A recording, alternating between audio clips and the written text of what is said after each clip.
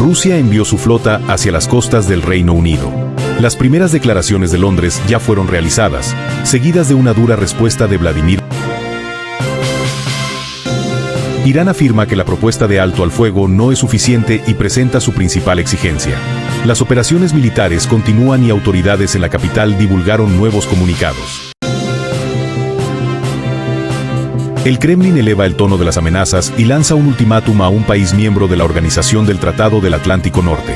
Analistas intentan prever dónde la situación podría calentarse aún. Un escándalo estalló tras la filtración de audios que no deberían haber llegado a Internet. En las protestas que acompañan al primer ministro, surgen gritos pidiendo su salida. Queda el desafío. ¿Adivina cuál es el país? El prolongado enfrentamiento entre Vladimir Putin y Nikol Pashinyan provocó una víctima inesperada, quien resultó más afectado simplemente por una sugerencia durante ese.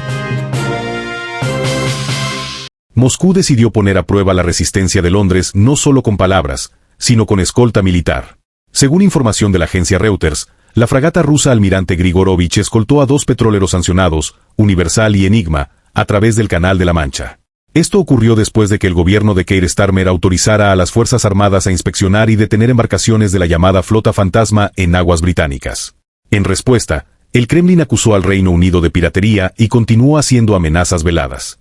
En los últimos meses, varios episodios de piratería en aguas internacionales fueron registrados, según las autoridades rusas, lo que también habría perjudicado los intereses económicos de la Federación Rusa. El gobierno ruso afirma que tiene el derecho y que tomará medidas para proteger sus intereses. Para Londres, la situación es especialmente delicada, ya que la amenaza formulada por Starmer suena más contundente que las acciones llevadas a cabo hasta ahora.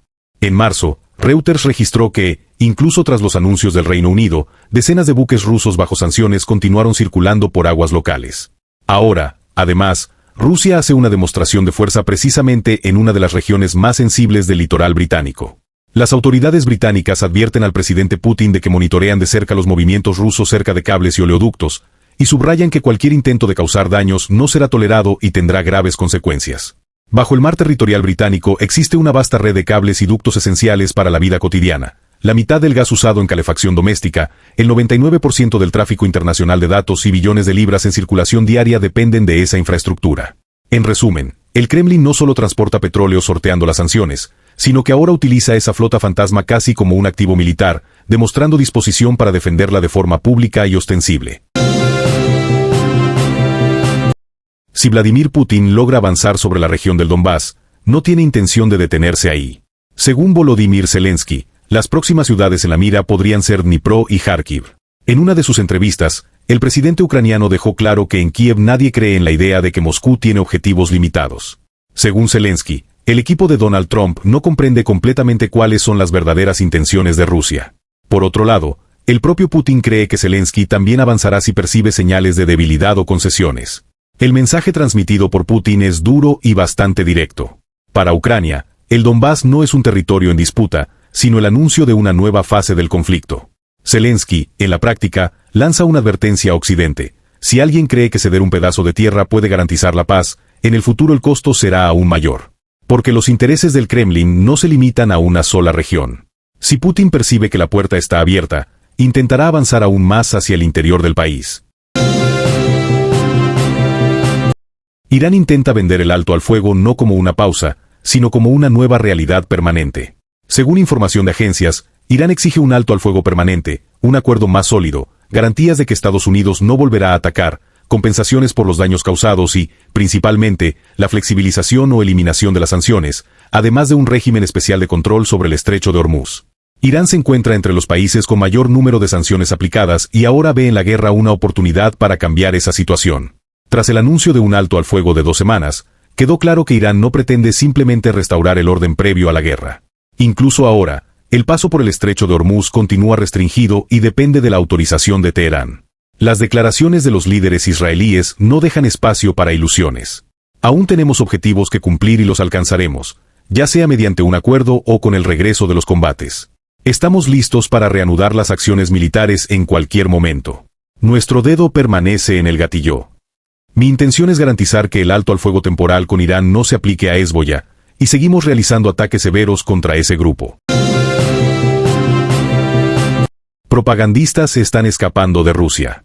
Occidente era considerado rusofóbico, pero eso cambió en cuanto necesitaron protección para sí mismos. El propagandista de la línea Z, Víctor Olevit, quien durante años discursó en los canales estatales rusos sobre la Europa hostil y los malvados Estados Unidos, ahora huyó de Rusia y pide ayuda precisamente a Washington. Según el propio Olevit, actualmente se encuentra en Grecia y hace un llamado al Departamento de Estado americano, dado que es ciudadano estadounidense. Abandonó el territorio ruso bajo presión del Servicio Federal de Seguridad. Como afirmó en diciembre y a principios de febrero, agentes fueron a su residencia con amenazas directas. Entre los motivos se encuentran la negativa a colaborar y el rechazo a la ciudadanía rusa.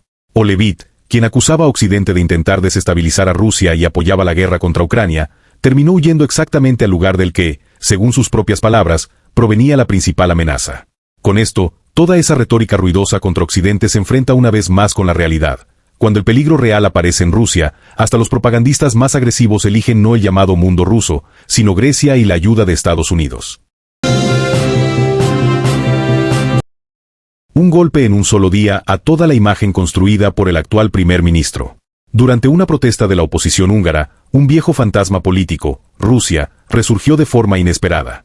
Mientras el líder del partido Tisza, Péter Magyar, discurseaba, corresponsales rusos fueron vistos en medio de la multitud. Magyar los recibió con sarcasmo y la plaza dejó claro hacia dónde debían ir. Me gustaría dar la bienvenida a la prensa propagandista de Rusia. Disfruten la libertad aquí en Hungría y también el cambio de régimen. Rusos a casa. Rusos a casa. Este eslogan en Hungría tiene un peso histórico y no es casualidad que resuene nuevamente. Era el grito de los tiempos de la revolución de 1956 contra la influencia soviética. Ahora vuelve a entonarse en las calles, no solo contra ciudadanos rusos, sino también dirigido al propio Víctor Orbán. Así, las elecciones húngaras dejan de ser una simple disputa partidaria y se convierten en un referéndum sobre una cuestión mucho más profunda. Un nuevo escándalo estalló en Hungría tras la publicación de grabaciones de audio que indican que el ministro de Relaciones Exteriores, Péter Szijjártó, discutió con Sergei Lavrov documentos relacionados con la adhesión de Ucrania a la Unión Europea, llegando incluso a proponer el envío de esos papeles a través de la embajada húngara en Moscú. La agencia Reuters confirmó que la grabación circula, aunque su autenticidad aún no ha sido verificada de forma independiente. Si la información es verdadera, no se trata solo de una posición diferenciada de Budapest, sino de un canal directo con el Kremlin en uno de los temas más sensibles tanto para Ucrania como para la Unión Europea. La revelación ocurre en uno de los momentos más delicados, a pocos días de las elecciones en Hungría, en medio de acusaciones de que Orbán mantiene una relación excesivamente cercana con Moscú. Rusia afirma estar siendo atacada por países de la OTAN y lanza nuevas amenazas, alegando actuar en respuesta. Moscú vuelve a apuntar hacia los países bálticos. Ahora, debido al uso de drones ucranianos, las naciones de la región deben ser conscientes de los riesgos si permiten que drones de Ucrania utilicen su espacio aéreo para atacar objetivos en territorio ruso. Según las autoridades rusas, los recientes sucesos con drones son vistos como actos terroristas que tienen como blanco a la Federación Rusa, sobre todo cuando atacan instalaciones civiles o industriales.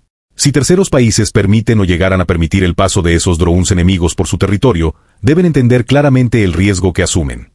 Este tipo de amenaza no es nueva, pero la duda persiste. ¿Qué ocurrirá si llega el momento en que esas advertencias sean llevadas a la práctica?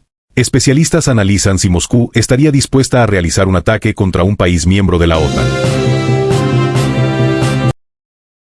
Un impasse entre Vladimir Putin y Nikol Pashinyan terminó golpeando de lleno la reputación del tradicional coñac armenio. Tras una tensa conversación entre ambos líderes, el coñac producido en Armenia dejó de ser visto como el de siempre.